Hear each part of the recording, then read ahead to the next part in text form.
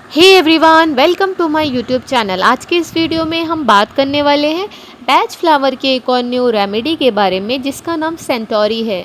So friend, क्या आपको मालूम है ये सेंटोरी जो रेमेडी होती है बैच फ्लावर की, हम किसे देते हैं और क्या सिम्टम्स मिलने पर हम देते हैं। सो आज हम इसे डिटेल में स्टडी करने वाले हैं। So before I start my videos, अगर आप मेरी यूट्यूब चैनल पे न्यू हैं तो आप इसे ज़रूर लाइक कीजिए, चैनल को सब्सक्राइब कीजिए सो दैट आने वाली हर एक वीडियो इजीली आपको मिलती रहे। सो सेंटोरी का जो पर्सन होता है ना, ये जो इंसान है, ये कभी भी किसी को ना नहीं कहता है। इसके अंदर उतनी पावर ही नहीं रहती है लोगों को मना करने की, ना वो कोई भी चीज़ के लिए कह नहीं सकता। ओके, क्योंकि उसके अंदर इतनी स्ट्रेंथ नहीं है लोगों को मना करने के लिए, और वो चाहता है कि नहीं, वो लोगों का काम इसलिए भी कर देते हैं क्योंकि वो लोगों को तकलीफ़ देना नहीं चाहते। वो हमेशा अपनी जो प्रायोरिटी है, अपनी जो वैल्यू है, अपनी जो स्ट्रेंथ है, उसको समझ ही नहीं पाते, और जिसकी वजह से लोग उसका गलत फ़ायदा उठाते हैं। और यहाँ पर जहाँ पर ऐसे आपको लगता है कोई इंसान है जो कभी ना नहीं बोल सकता है, तो ये मेडिसिन उन लोगों के लिए बहुत अच्छी हेल्पफुल हो। सो ये जो सेंटोरी का पर्सन होता है ना, ये कोई भी काम के लिए ना नहीं करता है। उसे कैसा भी काम दे दो, कुछ भी बोल दो करने के लिए, वो कर लेंगे, वो मना नहीं करते हैं। ओके, और जिसकी वजह से क्या होता है ना, अगर ये लंबे समय तक सेम ऐसे ही चलता रहा, वो सोचते रहते हैं कि मैं मना करूँ, बट ये बस सिर्फ सोचते ही रह जाते हैं।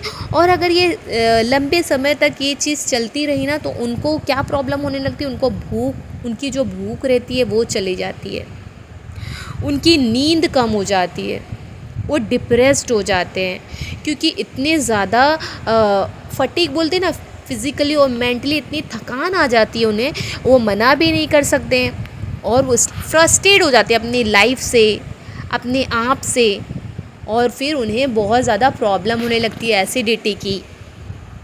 आप कह सकते हो थायराइड हो गया, आप कह सकते हो बीपी हो गया, और इवन वेट लॉस भी, हार्मोनल इम्बैलेंस, ये सब एनीमिया, क्योंकि कमज़ोरी इतनी ज़्यादा आ जाती है, ऑब्वियसली खून की कमी होना लाजिम है।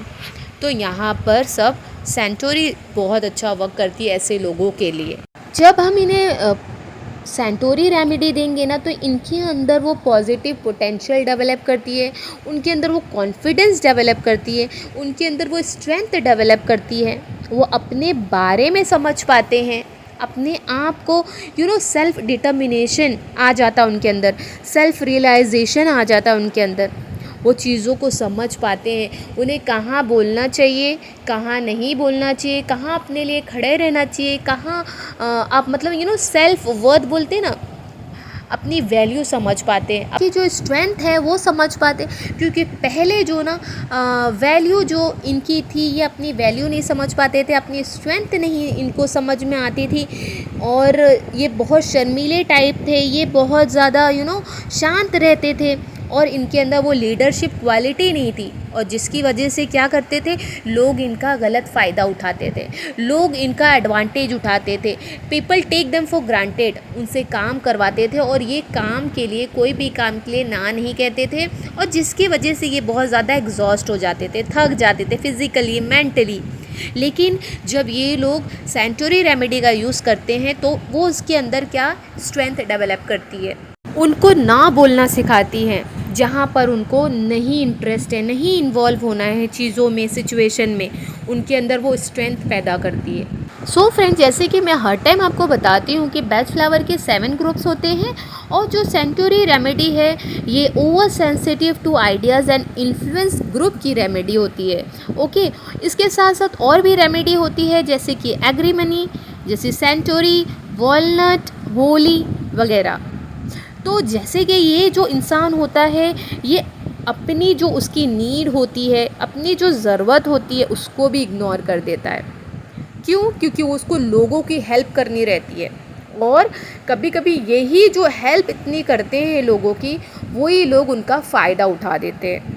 ओके, और जब हम सेंटोरी रेमेडी देंगे तो ये उनको बहुत अच्छा वर्क करती है, उनको अपने अंदर अपनी वैल्यू समझाती है, अपने अंदर उतना कॉन्फिडेंस लाती है, स्ट्रेंथ लाती है, ताकि वो अपनी बात लोगों को बोल सके, ना कहाँ बोलना है वो सिखाती है। ओके, अपनी प्रायोरिटी क्या है, अपनी वैल्यू क्या है, अपनी स्ट्रेंथ क्या है, उसके अंदर वो चीज़ें डेवलप करती है। सो आई होप आपको ये रेमेडी पसंद आई हो, समझ में आई हो। अगर आपको ये रेमेडी समझ आए तो आप इसे ज़रूर लाइक कीजिए। फ्रेंड, ऐसी बहुत सारी बेस्ट फ्लावर रिलेटेड रेमेडीज़ मैंने अपनी यूट्यूब चैनल पे पोस्ट किया है, आप उसे भी चेकआउट कर सकते हैं। मिलते हैं नेक्स्ट वीडियो में। टिल दैट टाइम अपना ख्याल रखिए। Okay, bye.